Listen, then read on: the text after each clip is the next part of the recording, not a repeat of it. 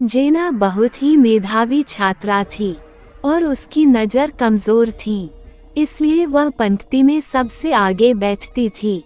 जेना अपने दोस्त रिक के साथ रहती थी, जिसकी अन्य छात्रों से लड़ाई के कारण बदनामी थी। एक दिन कॉलेज जाने के बाद जेना का चश्मा फर्श पर गिर गया और टूट गया।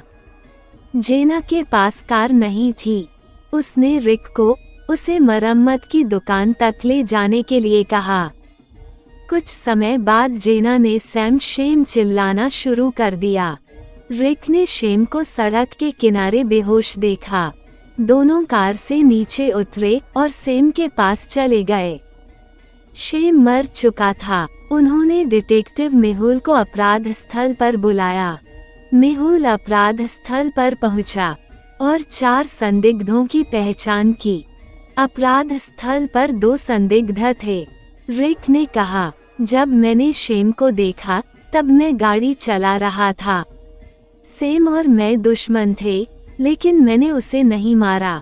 जैन ने कहा, मैंने देखा सेम सड़क पर लेटा हुआ है और मैंने रिक को कार रोकने के लिए कहा।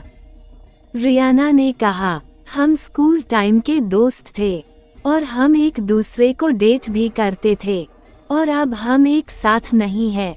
मैंने उसे नहीं मारा। जैमी ने कहा, मैं यहाँ से गुजर रहा था, मुझे कुछ भी नहीं मालूम, मैं तो जेना की आवाज़ सुनकर यहाँ आया था।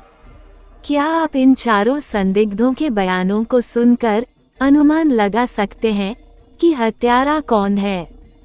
अगर जेना का चश्मा टूटा हुआ था, तो जेना ने शेम को दूर से कैसे पहचान लिया? जेना पहले से ही जानती थी, सेम का शव यहाँ पड़ा है।